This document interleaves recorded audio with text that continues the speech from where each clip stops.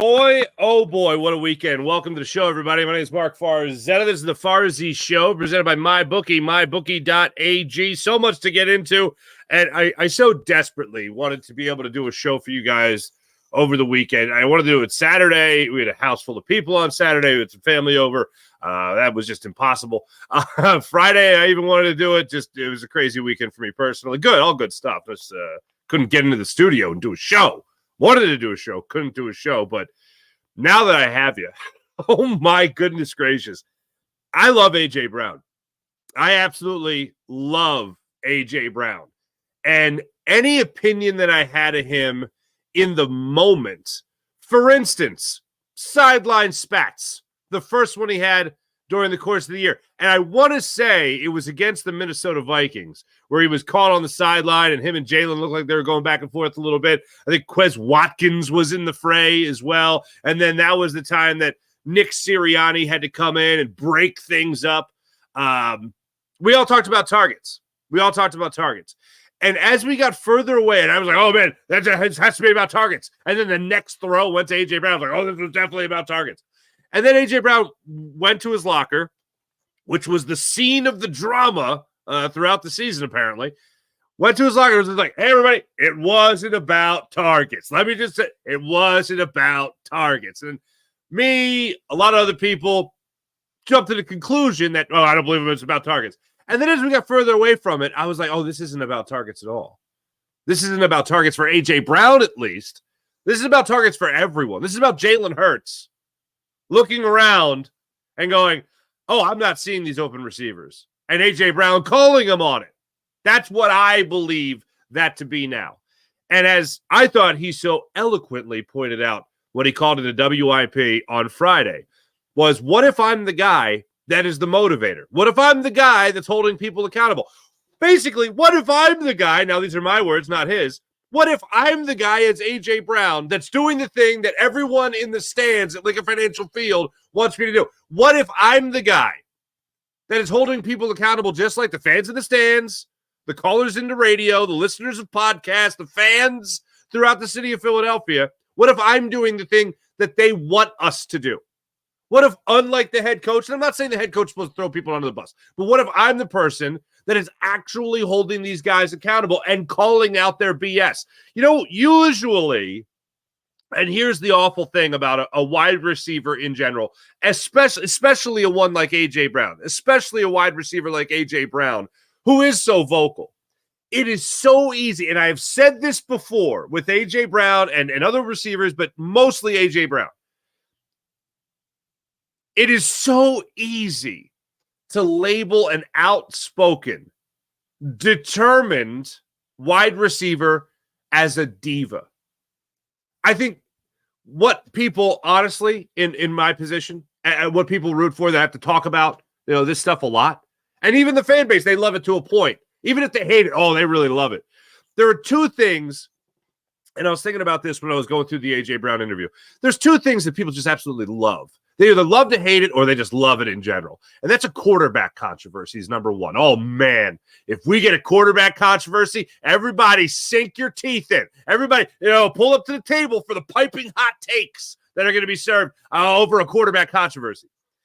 The next thing after that is a beautiful thing that everybody has an opinion on and everyone is convinced they're right or wrong, is a diva wide receiver. Oh, man, the fun we can have with a diva wide receiver.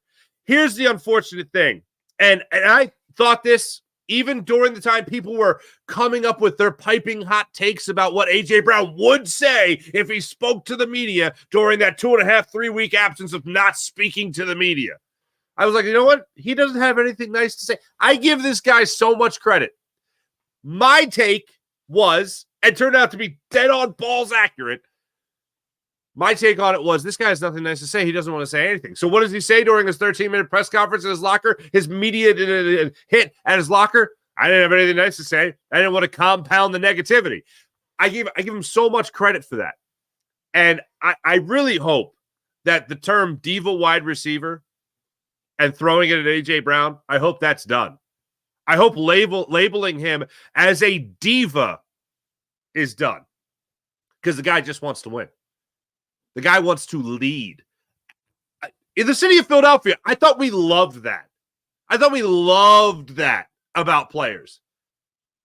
We love the idea of them hating to lose, wanting to hold other people accountable, not being a dick about it, but being a motivator. Not saying, "Oh, I'm better than you. You got to do this." No, if it's on me, it's on me. I got to catch a ball. I got to get open.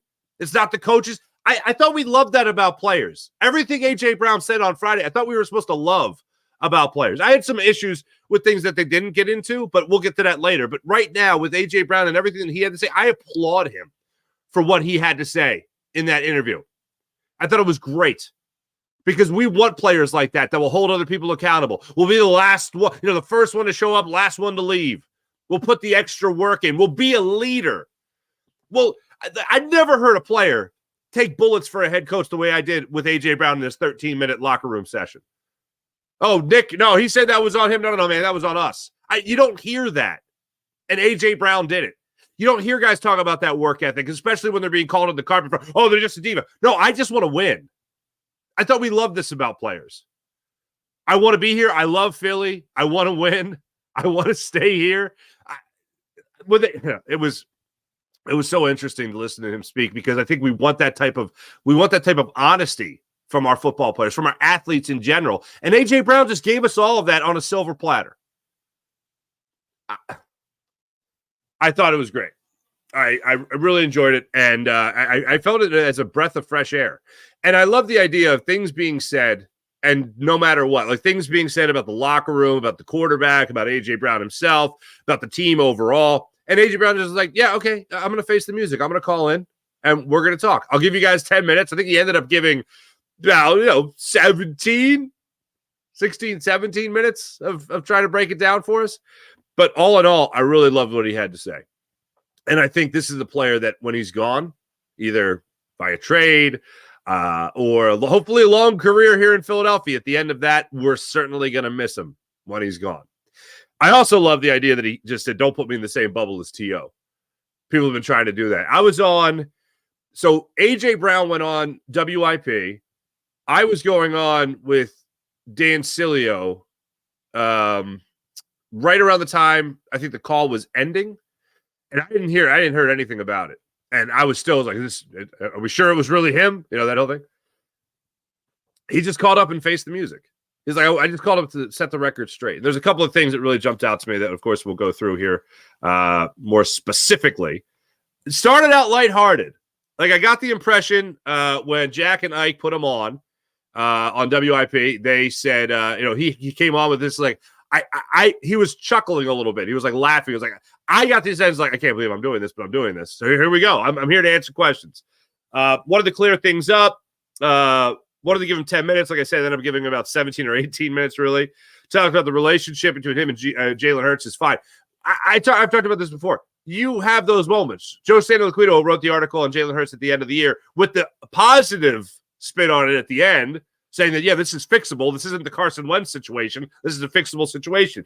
Talking about situations on the sidelines with Jalen Hurts and, of course, himself in A.J. Brown, he said, yeah, you have these fights. We have fights like this with people that you love, people that you care about, because, the underlying thing is we get better. It's not the underlying thing. It's so different when the underlying thing isn't I'm better than you. You're the reason we're losing. It's better, so much better when the underlying thing is I love you. We're going to get through this. Like that's the underlying thing when you do this with some of your best friends, your closest friends, which they are, obviously. So he said, get out of here with that BS. That's not a thing. I loved when I think it was Jack that asked the question about Kellen Moore, like shifting it to like more of a newsworthy, like, I don't know, substantial about what he thinks of the offensive coordinator. And A.J. Brown was just like, yeah, it's great. I'm not here to talk about that. I'm not here to talk about that. I'm here to talk about the drama. They continued with the questions on the rumors and all that stuff. He's there to stick up for his teammates,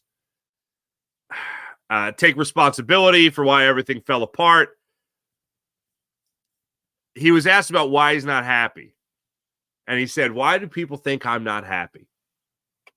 And right away, I think what Ike shifted to was, well, you didn't talk for 3 weeks. And A.J. Brown's like, I had nothing nice to say. I again applaud him for that. I shouldn't applaud. I should want A.J. Brown to air every single grievance.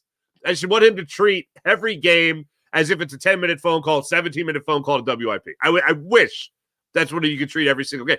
But, I mean, that's what I should want. But I want a player to be a man, which A.J. Brown definitely is, step up to the plate when he feels like he has to step up to the plate. And if he's only going to compound negativity, if he's only going to just be pissed off and potentially maybe call people out in the locker room other than himself, then yeah, for the betterment of the team, shut up. Like, if you're the internal monologue in A.J. Brown's head, you're probably going, shut your mouth. Don't say anything. When you're ready and you've collected your thoughts, that's when you talk. All right, inner monologue, thank you. You're welcome. And then, you know what happens? And this is the crime. This is what sucks. Because it's so easy to label a wide receiver a diva, especially, again, an outspoken wide receiver a diva. It's all about me. It's all about me. Because it's so easy to do that, by not talking, people came up with false narratives. What if it's this? What if it's that? It allowed everyone to take the hot take ball and run with it. I applaud him because he would have made things worse. If he would have actually said something and been specific, oh man, that would have been a great conflagration of piping hot takes, ladies and gentlemen, surrounding A.J. Brown. But he called in on Friday, and I feel set the record straight on a lot of things. The only thing, well, there's more that I like, but the only thing that I didn't like was when a player says rumors, set it up. And wrongfully, and this is what something A.J. Brown got wrong, wrongfully, he accused WIP specifically of starting those rumors. If someone's throwing out a hypothetical in a trade, that's not a rumor. That's a conversation, because anything could happen in the offseason. Would you do this or would you not do that? That's conversation. If it blows up after that, that's not WIP's fault at all.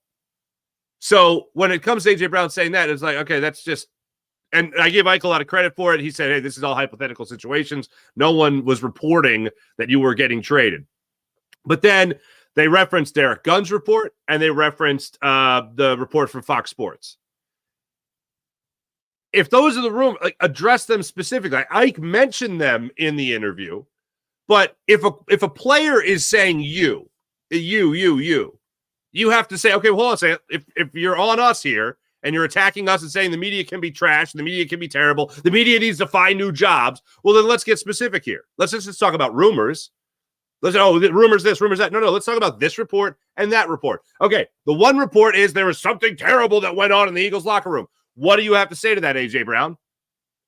If you want to comment on the rumors, let's comment on the rumors. If you want to shoot down the rumors, here's rumor number one. What do you got? I don't know what they're talking about. Okay, thank you. We have you on the record saying that rumor is BS. Thank you very much. All right, let's move on to the next one. And Ike gave Derek Gunn a lot of credit. Said the same report came from a very credible Philadelphia news member. We all know that's Derek Gunn, about the Jalen Hurts and the contract getting to him, the money getting to him, and then Dom DeSandro having to calm down Nick Sirianni on the sideline or be his therapist or his babysitter or whatever the case may be. That was never teed up for A.J. Brown. Those are the only two things that I was like, well, what if the rumors, A.J., let's shoot down the rumors one by one. Now, he did a good job, I think, of keeping it to himself. But my overall takeaway from this interview is that I want A.J. Brown here in Philadelphia for a very, very long time. We are lucky to have A.J. Brown. I think the guy really does get it. And I think it's unfortunate that we can look at a wide receiver that is vocal, that is a leader, that is passionate, that wants to win, and go, diva. I feel like that is so remarkably lazy to just look at a guy like him and go, diva. I don't see it. I think the guy wants to win. I think the guy wants to hold guys accountable. I think he wants to be a good teammate. And I love the idea of him holding himself and his teammates accountable and not just blaming coaches. I mean, we've done a lot of that. I've certainly done a lot of that. And I still argue that those coaches did not do a good job of putting guys like A.J. Brown in a great position to win and to make plays. And if that's what coaches are saying after every single game, and it's true, oh, we got to do a better job putting our guys in a better position to make plays. You're damn right you do. That's on the coaches. That's not on the player. A.J. Brown just can't go up to like two defensive backs, a defensive back and a safety coming up to him and just being like, just knock him out and be like, I'm open. No, you got to scheme guys open. We had Clay Harbor on the show a couple of weeks ago, and he was talking about the same thing. How do you not get back to scheming him open? How do you not figure out another way to help get A.J. Brown open? Jalen Hurts, how do you not find him more? That is not a diva. That's a guy that wants to win. And that, to me, is just such an unfortunate thing when it comes to A.J. Brown on this whole, because I don't want to lose a guy that's of his talent and is of his desire. He did point out, too, when he went through a 6-game streak of catching 125 receiving yards in 6 straight games, which, again, no one's done in the NFL ever, except for A.J. Brown, before A.J. Brown did. No one was saying anything. No one was saying anything. He was so great when it came to holding people accountable that he talked about a couple of different things. One, he talked about Jalen Hurts, and he said, hey, when we were winning, nobody was saying anything about Jalen Hurts. I was like, well, people still had some criticism about Jalen Hurts because people weren't fooled by the 10-1 record. Most people were like, yeah, they're 10-1, but damn, they're really close to, being 6-4 or 6-5. It's close. And I also loved at one point they said this is one of the best teams playing like one of the best teams in the NFL. 10-1 playing like one of the best teams in the NFL. That was said, and then a couple of minutes later, A.J. Brown said, you said that we were one of the best teams in the NFL. We're playing 10-1. No, we weren't. I was like, thank you. Thank you. Because, yes, 10-1 is great, and we've talked about it before. You are what your record says you are, blah, blah, blah, blah, blah. No, you're not. Because 10-1 says you're supposed to be a Super Bowl contender. And they did not look like a Super Bowl contender. I pointed out the only time they ever looked like, oh, maybe this is the team that can do it, is they beat the Dolphins. They manhandled the Dolphins. Like, oh, maybe this is when they kick it into high gear, and this is when they really start taking over games. And then maybe this is where their point differential shows that they can control games from start to finish. Like Super Bowl contenders can. A.J. Brown said, no, we weren't playing like Super Bowl contenders. What are you talking about? Like, no. We were scratching and clawing to win games. That wasn't the case. We weren't dominating teams. We were struggling. We were just finding ways to win. I give him so much credit for that because you could have just sat back and said, yeah, we were one of the best, and then we weren't. And it's also really hard to do that, to say you were one of the best, and then at 10-3, you're changing your defensive play caller, essentially firing your defensive coordinator. It's pretty hard to do that. But A.J. Brown going on this going to do this radio interview was phenomenal. I really thought that he let us in. Talked about the stigma and the bubble with T.O.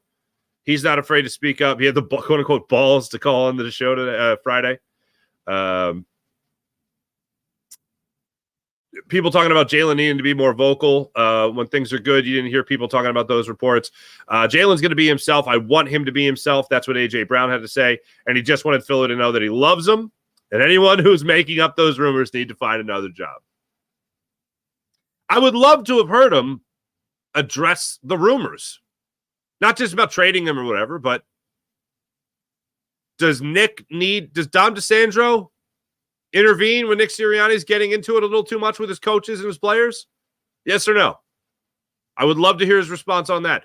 Is there anything to the wild report? I'll say wild report that there is something that went on in that locker room that would divide any group of men.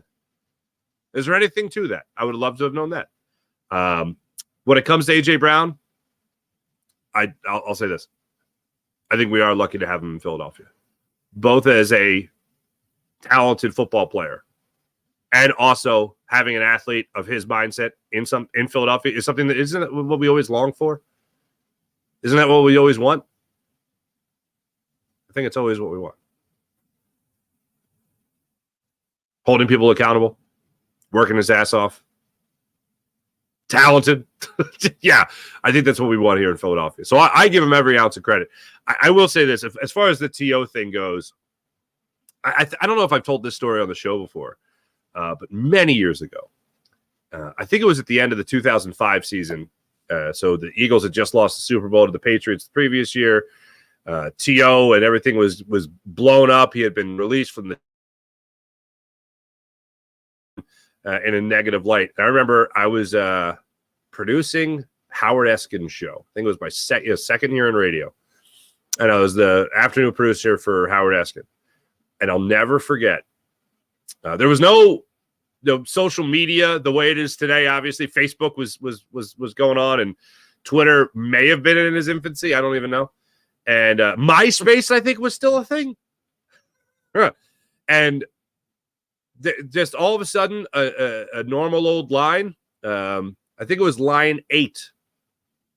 The inside line at WIP was line 11. Line 11 and 12. Everything else was just, for people that's regular old people that wanted to call in, regular callers that wanted to call in. So a regular caller line lit up, and I answer it. WIP, what's your name? What do you want to say? This is Terrell Owens calling. What? I'm sorry, what? This is Terrell Owens calling. How do I know this is the real Terrell Owens? This is Terrell Owens. And he said it a third time, and I went, is this one of them soundboards where somebody just has a soundboard of T.O.? Like, that's the thought that went through my mind. Because it was said exactly the same way all 3 times. And I go, I'm going to have to screen you that you're actually Terrell Owens. He goes, ask me anything. I go, okay. Could still be a soundboard. And I was like, college, high school, whatever I could find quickly on Google that only he would know, off the top of his head. And it was him. And I was like, oh my God. Okay. And I put it up on the line. I got Howard's attention. I pointed at the screen. I'm like, you're not going to believe this, but it's him. And Howard, as rightfully so, I would have done the same thing. Howard looks at me and goes, are you sure about this? Is this him? Is this really him?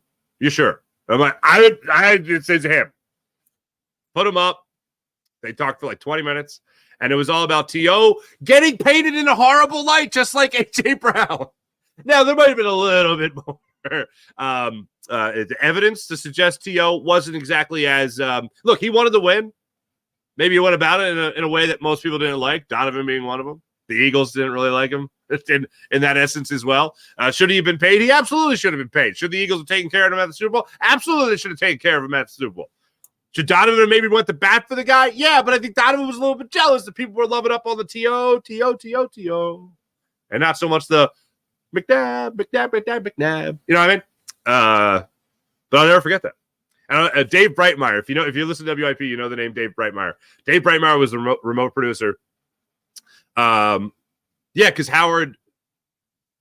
Oh, that's right. It was Dave saying it to me because Howard was on remote. I think he was at Borgata, and Howard said it on the air. That's right. He said it over the air. Is this him? This is him. And I was like, this is him.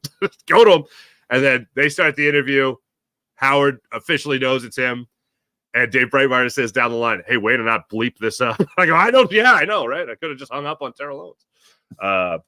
But listening to T.O. back then and listening to A.J. Brown Friday, a lot of the same things were said. Misunderstood, competitive, wanting to win, love the city of Philadelphia. But I'll say this. T.O. was a problem in many other places. All right, it wasn't just Philadelphia. T.O. will find the problem. Whether that's here in Philadelphia with Donovan McNabb and ownership not wanting to pay him, or that's in Dallas by saying, and I know everyone always talks about, Terrell Owens, that's my quarterback. That's my quarterback. Yeah. But the other thing in Dallas was also Terrell Owens thinking that Jason Witten and Tony Romo were secretly designing plays that didn't involve Terrell Owens. That is some next level paranoia. That's the way it was. T.O. had problems with Jeff Garcia when the two were obviously in San Francisco.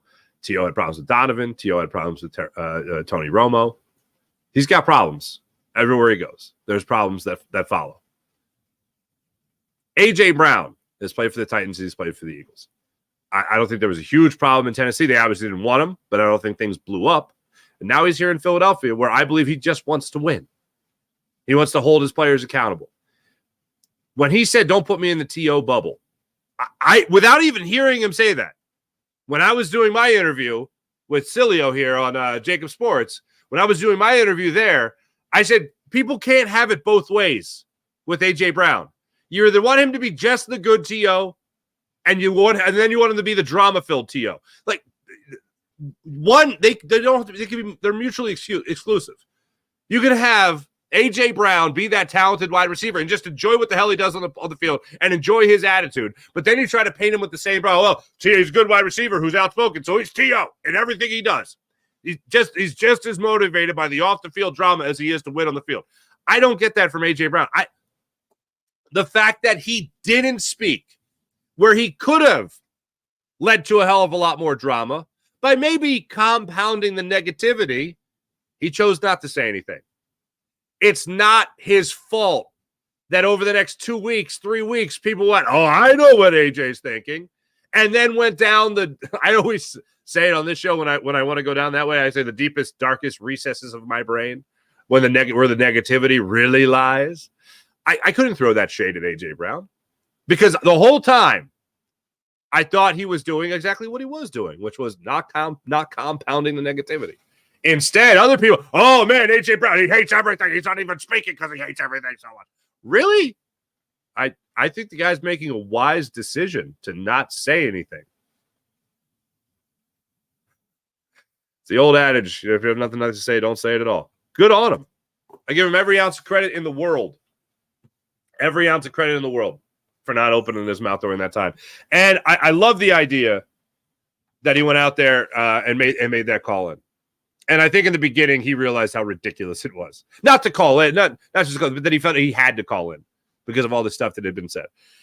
But I give Jack, I give Ike credit. I think they did a good job with the interview and all that. Just the two things I was waiting for was the rumors. Okay, let's talk about the rumors then specifically. Something terrible happened in the locker room? No? Okay. Dom DeSandro have to be the babysitter to Nick Sirianni? No? Okay. Because when I even hate it when fans, listeners or viewers, whatever, they'll say like, "Oh, you guys just trying to be negative." And it's like, okay, well, what am I trying to be negative about? Well, the Eagles fell apart at the end of the season. Oh, that sounds pretty negative. I can't really say anything about that. That's what do you want me to say that's nice about it? What? I can't. It's pretty terrible. We all watched it. It's pretty awful. But again, one of my favorite parts of the interview was, "So what about Kellen Moore?" Yeah, next question. I'm here to address the offseason rumors about this team and the negativity. I liked also he was like, I'm trying not to tell the media how to do their jobs, but he also told them to get other jobs. Now that's negative, AJ. That's negative. But he's talking about, in that note, he's talking about, again, the clickbait and how media's currency nowadays is no longer, and then to a degree it's always been like this, but I think with so many different media outlets and everyone fighting for your eyeballs and your ears, it's a little bit different where things are even more exaggerated. I think it's a little bit different in that regard nowadays, with so much coverage, in that the currency is no longer accuracy, the currency is attention. You used to get attention by being accurate. Now you get attention for being zany and wild. And you can't believe the headlines and clickbait and all that stuff. That's the currency nowadays. And people, it's the old adage, if it bleeds, it leads. And in this sense, if it seems like a diva wide receiver, oh man, that's dramatic. Oh, let's go. I could do a lot with that. And there's a big part of that that's insanely unfortunate. But that's the world we're in today. And A.J. Brown's basically saying, be better. Be better. Before the interview, even more so after the interview, I'm happy he's here, and I want him to be in Philadelphia for a long time. That was the big story since we last talked Friday morning. That was the big story. The cap numbers going up in the NFL. Eagles are going to have a lot of money to spend. Everything else feels like small potatoes. Cap goes up $30 million. $30 million. Eagles are still going to have some tough decisions to make, being one of them. Yeah, wild weekend. Wild weekend. We actually had a fight in the NHL. The Flyers had a fight. Delorier and Rampy. Is that how we say his name? Rampy? A couple of heavyweights. That was fun. Flyers lost to the Rangers. And then the Flyers lost to the Penguins yesterday in a 7-6 game. That was pretty bonkers. Phillies won 4-0 in their spring training game. And the 76ers. This brings me to our 76ers. Still awaiting word, hoping in the not too distant future that we'll know what the fate of Joel Embiid is for the rest of the season. Watching this Sixers team get Nico Batum back, DeAnthony Melton back, Tobias Harris back.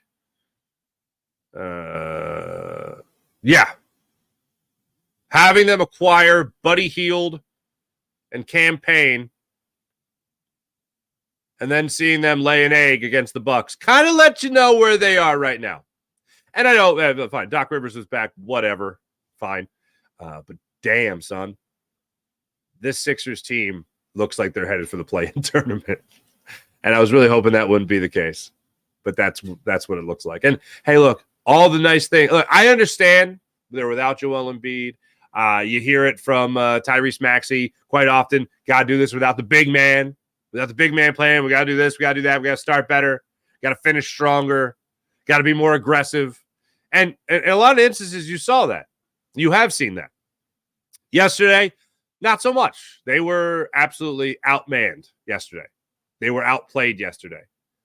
The Bucks are a much better team than the Joel Embiid-less 76ers. That shouldn't be breaking news. I am going to be very patient with the 76ers right now without Joel Embiid. Because all that matters to me is that I continue to see Tyrese Maxey take steps forward, mature, learn how to win. This Sixers team right now does not look like a team that knows how to win without Joel Embiid. The record obviously shows that without Joel Embiid. But right now, this Sixers team is about maturing and getting better. And those are the steps I need to see taken without Joel Embiid in the lineup. The overall is that I think still Joel Embiid's coming back. We're all waiting on news about Joel Embiid and when he could possibly return, if he will return this season. I'm crossing my fingers that you get the positive look. I've said throughout, since the trade deadline, I don't think they make those moves unless they know Joel Embiid's going to be back this year. I don't think they go and I don't think they're buyers at all at the trade deadline unless they know Joel Embiid is coming back this year. I don't think they're doing this just to give Cameron Payne and Buddy Hield a tour of Philadelphia for a couple of months and sell them on the idea of staying here in Philly. I don't think that's why they're doing this. I think they're doing this because they think they're going to have a chance to at least make it to the Eastern Conference Finals this year, as long as they don't have to face the Celtics along the way. And yes, with Joel Embiid, they're going to stand a little bit of a better chance against the Bucks. A little bit of a better chance against the Bucks. But as of right now, no, not so much. So we're eagerly awaiting word on when we're going to see Joel Embiid back with this team. And we're hoping that's in the next 2 weeks. That's when the report's supposed to come out. The next 2 weeks, we're supposed to get an idea when he's reevaluated after his surgery about the status that he's in right now, the state he's in right now, and whether or not he can play for this team again. But what I saw yesterday, there was a point in the second quarter, I think it was, where the Sixers had 6 or 7 straight trips down the floor without a bucket. They were one and done. And I want to say about every single one of those times, there was probably 15 seconds left on the shot clock. That's just dumb basketball, man. That's just dumb basketball. You're playing a team that could go on a 20-0 run in the blink of an eye, and you're just running and gunning? Tobias Harris, Kelly Oubre, Paul Reed with, I think it was 17 seconds left on the shot clock, just throwing it up there. As much as we're watching Maxey, I also want to see this team play smart basketball. If you don't have Joel Embiid, if you don't have a dominant force like Joel Embiid playing, then yes, Tyrese Maxey is an all-star. He's not a dominant force. Not yet. If you don't have Joel Embiid, you got to at least play smart basketball. That was one of the things that Nick Nurse had an issue with earlier in the week, especially against the Knicks, being flat-footed. That's something that can't happen. Not hustling, getting beat to every single ball, not bouncing around, low energy. You can't do that. I'll say this, though. Hey, if you're shooting with that much time on the shot clock, that's high energy. It's nervous energy, nervous high energy, but it's not good energy. You got to play smart. If you're not going to have Joel Embiid, you got to play smart. And you didn't see that against the Bucks. They looked like a team that was trying way too hard to look like they could still hang with the Bucks without Joel Embiid, and that's how a lot of the mistakes happened. Wasn't pretty. Also, Doc Rivers had a really awkward interview with ESPN. I don't work for you guys anymore, so I guess this is a free interview. Okay. Anyway, so about your basketball team. Just I know you're not going to like this, but Giannis Antetokounmpo said after the game that he loves Doc Rivers. For what it's worth, he loves Doc Rivers. One thing I did say about Doc Rivers taking that job with the Bucks, it's interesting. He's not since the Celtics has he ever gone to a team that had already known how to. Like he's never gone to a team that already knew how to win. Like when he went to the Celtics, obviously he had the big three, everyone, the Boston three party, if you will. Went there, they were great, they won. He had to try to help the Clippers get over the hump and win. They didn't. Came here to the Sixers, trying to get him over the hump and win. He didn't. Now he's got the Bucks, a team that's got a 2-time MVP, and also a team that's already won a championship. It's a weird situation for Doc to be in where he doesn't have to show them how to win. They have players that know how to win, that have already won. So it's an interesting situation. And maybe he helps get them over the hump again and get them back to that championship status. But he's certainly got the players to do it. It's just a matter of whether or not he'll get in the way. The second round way. Wouldn't mind seeing the Sixers and Bucks face off in the second round. Sixers got to make the play. I guess Sixers got to get a play-in tournament first. Hopefully we'll know what happens with Joel Embiid before then. I will say, regarding the Philadelphia Phillies, a couple things. One, Christian Pache. What's up, buddy? Going yard. Love to say it. Johan Rojas, get a little triple. Love to say it. Little new batting stance there for Johan Rojas. Aaron Nola throwing well in his spring debut. You love to see that also. I'll take every ounce of that. Good feeling with the Phillies' 4-0 win over the Yankees yesterday.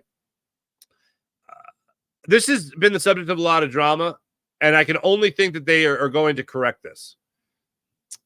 The font, the nameplate of these uniforms, that's got to change, right? That's going to change. They got to change that. That has to be changed. I know that's going to be expensive. I couldn't believe, I was like, did I get 20 years older since last baseball season? I can understand why the Eagles would do that to me. I can understand certainly why the Sixers would do that. But since the last time I watched baseball, did my eyes get horrible? Because those are ugly. And I was hoping that it was just like a batting practice jersey. It's not. Those uniforms, the names on them, good God. Like every team in the NBA, every team in the MLB should just go like the Yankees and the Red Sox. No last names on the back of the jerseys. Just no last names on the back of the jerseys. I would rather have no last names on the back of the jerseys than. Does that say Nola? Not great. Not great. But bottom line is the Phillies won, and you can feel good about that. Whit Merrifield was leading off in one of the lineups. I stand with Todd Zlecki, who said over the weekend his favorite kind of tweets are people that make too much of the spring training lineups. I'd have to agree with that. I think it's a good point. But anyway, yeah, Phillies did get the win over the Yankees yesterday 4-0 in spring training. So, yay. Scott Kingery playing for the Phillies on Friday night, too. Not shabby. I'm not too. Oh, Saturday, I believe it was. Not too shabby there, Scott Kingery. I mentioned the Flyers earlier. Lost to the Rangers, lost to the Penguins. Rangers had won their 10th in a row to beat the Flyers there. Big fight. You don't see those anymore. And that Stampy guy, got in a fight yesterday as well. So this guy is just a young guy, 6'7", just fighting his way into the NHL. Old school hockey, as they used to say. All right, fine, man. That's how you want to do it. That's how you're going to do it. You don't see it. Even the broadcasters on Hockey Night against the Rangers are like, you don't see this anyway. I can't remember the last time I saw a heavyweight bout like this. Bottom line is the Flyers lost the game, unfortunately. And then yesterday, a 7-6 game that I really had hope for the Flyers winning against the Penguins. It was a wild weekend for the Penguins over the last couple of days, I should say. I think they were honoring Jágr. No, that was last week. I'm sorry. They're honoring Jágr last week. If you didn't see that, that was a great thing. They all wore 90s Jágr wigs during warm-ups. As a guy who always hated Jaromir Jágr until he was on the Flyers, and now knowing him as a player a little bit more, I love Yager. I still hate his days with the Penguins, but I love Yager. So they wear his jersey, or they wear his they wore his jersey, 67, I believe it was, and then they wore what the hell they wore? They wore the wigs, the Yager 90s hair wigs, phenomenal. And then during his speech, he's got a very young, beautiful girlfriend. Okay, go figure. He said, "Thanks for having me back in Pittsburgh. It's great to be here. So many great memories. My girlfriend's too young to remember that I played in Pittsburgh. But anyway, and the whole building was laughing their asses off, including her, which was great. It was a good laugh. But one hell of a career for Jaromir Jagr. So anyway, the Penguins beat the Flyers yesterday 7-6. Thought the Flyers were to come back and win. Scott Laughton, a couple of goals there. I think he had did he finish off? No, he did 2 goals. But Scott Laughton, great game for him. And then the feed for their 6th goal of the game after they pulled the goalie, the feed from Coots to Forrester was beautiful. If you haven't seen that, just go back and watch that. It was in the third period with about a minute and a half left. Made it a 7-6 game, but the Flyers, of course, couldn't get that one extra goal to tie things up and force OT. But Flyers fought, literally and figuratively. Couldn't come out on top, unfortunately, against those Pittsburgh Penguins. So that's what we look at from the weekend. Let me tell you about the great people of MyBookie, mybookie.ag. Take advantage of all they have to offer at mybookie.ag. You want to bet on the NHL? Want to bet on the NBA? You can do it all with MyBookie, mybookie.ag. Use promo code Farzy when you create an account at mybookie.ag. When you create an account, use promo code Farzy, you get up to $1,000 redeemable cash bonus at MyBookie, mybookie.ag. If betting on the world of sports ain't your thing, you could also bet on the world of politics. What? Yeah, that's right. You can also bet on the world of television. Bet on who's going to end up with who in what TV show. Do that at MyBookie, mybookie.ag. How about the Game Time app? You want to go to the game? You want to go to the event? Download the Game Time app to your phone and use promo code Farzy, and you'll get $20 off your first purchase at the Game Time app. Download the Game Time app to your phone, use promo code Farzy, and get $20 off your first purchase. They also have flash ticket deals, last-minute ticket deals, and even tickets on sale an hour after the event for mega huge Kajunga savings at the Game Time app. Also, how about the Game Time guarantee? You find tickets in the same section and row for less money elsewhere? Game Time will match it at 110% of the difference. How about that on the Game Time app? Download the Game Time app to your phone. Use promo code Farzy and get $20 off your first purchase at the Game Time app. How about Sky Motorcars? SkyMotorcars.com. Check out all the beautiful inventory and their amazing cars at SkyMotorcars.com. How about PHL Sports Nation? Philadelphia Sports Nation, enhancing your Philadelphia sports fan experience across all social media and blogs. That's PHLSportsNation.com. Let's get into our chat check and see how you wonderful people are doing on this fine Monday morning. Nice to have you. James Alexander, good morning. What's popping? Daniel, what's going on? Good morning. Sean Gillespie, James Alexander. Everything that is going on with the Eagles are a bunch of rumors. Yes.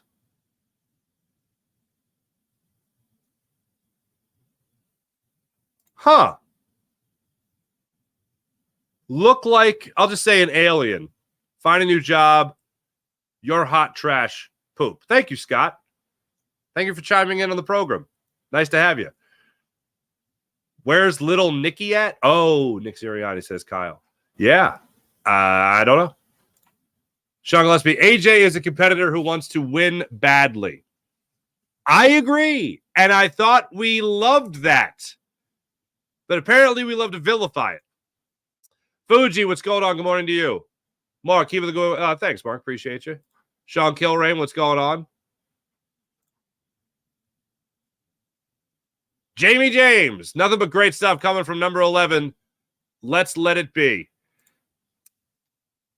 Did he accomplish? I'll ask this question, and I'll answer it too. Did he accomplish his goal?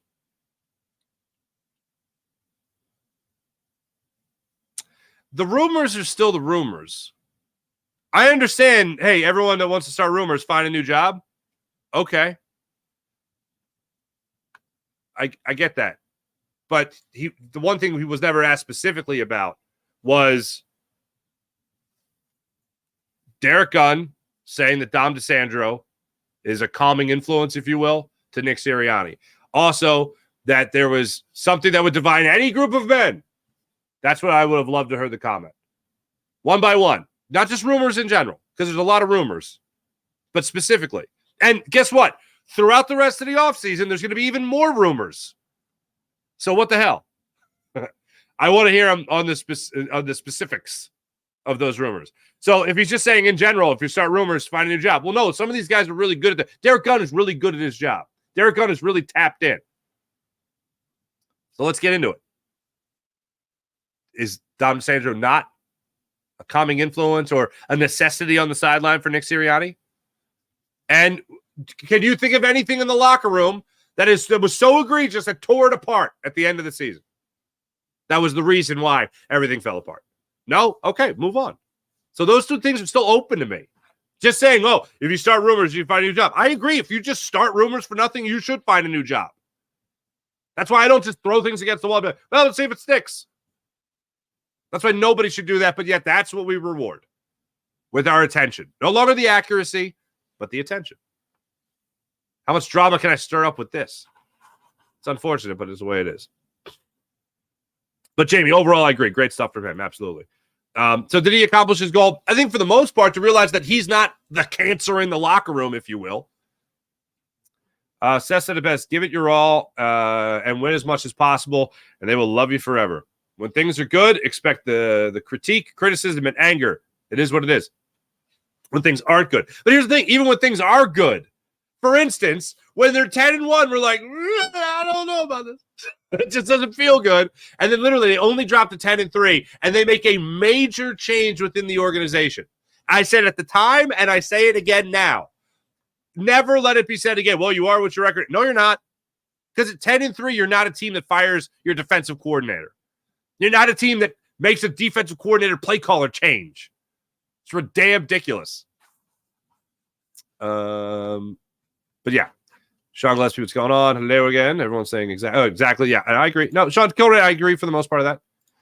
AJ needs to shut all social media accounts down. You agree, Farzy? I don't want him to do that because I still want to hear from him.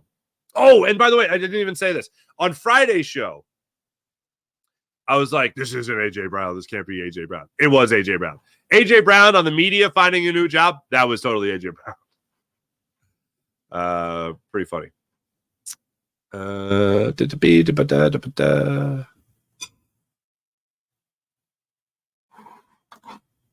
Double it. What's going on? Thank you. The TO comparison is borderline profiling. It needs to stop. Yes, it is. It is. Oh, can we get a quarterback controversy? All right, if you're not going to give me a quarterback controversy, can you give me a diva wide receiver? Please, give me a diva wide receiver. I think next season the Sixers will be much better than this year. Yeah, and then unfortunately Joel will get hurt or out of shape or something.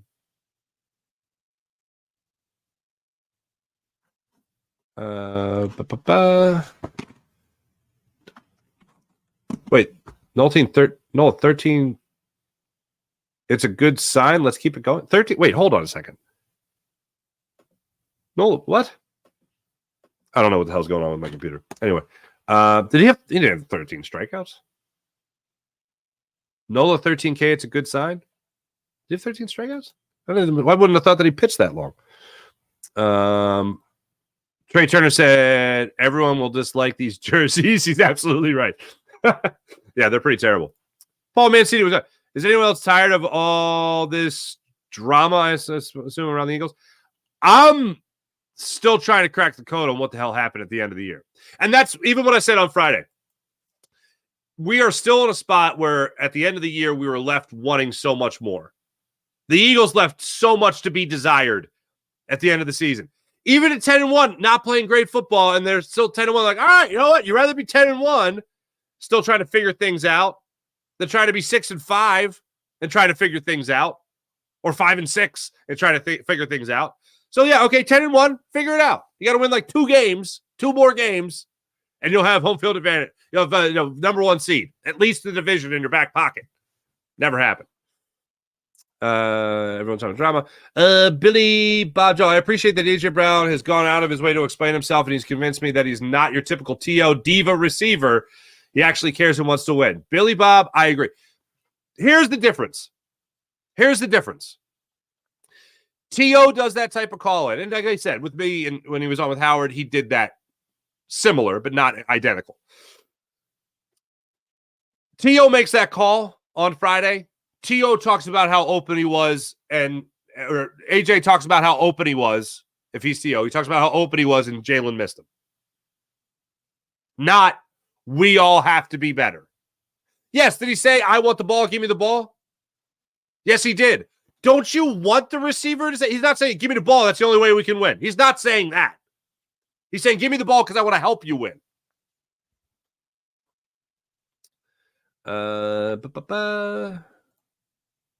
Yes, Combine Week. Get ready. Guys running around in spandex. I do always watch that. This is me every single year at the Combine. Oh, the Combine's on. That's right. Let me watch a little bit of this. Why am I watching this again? That's me at the Combine every single year.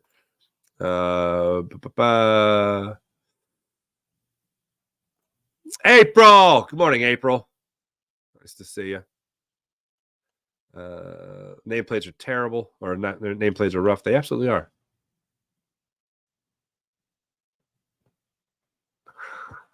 April, I have a huge problem with that R word. I really do. I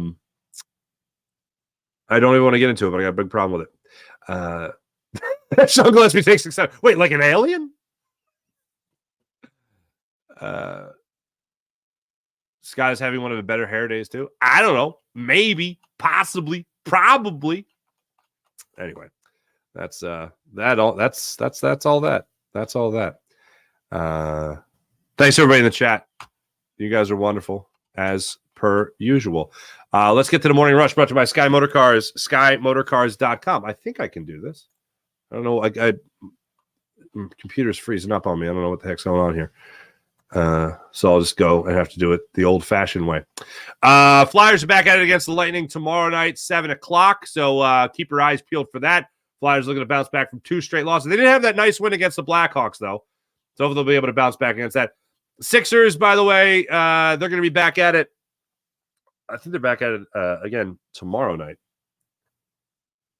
So, and that's a Tuesday. Yeah. We'll continue to wait on word of Joel Hanzabid. Yeah, they're at Boston. That's right. 7:30 tip-off in Boston Tuesday night. So we'll look forward to that getting down. Thanks for watching. Oh, wait, we got a couple more here. Let me get a couple more in here.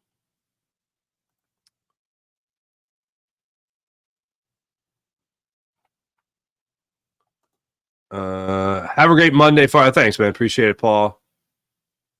Hey, Alex, Farzy, love your work. Tuning from Scotland. Oh, man. I was almost in Edinburgh a year ago. It was close.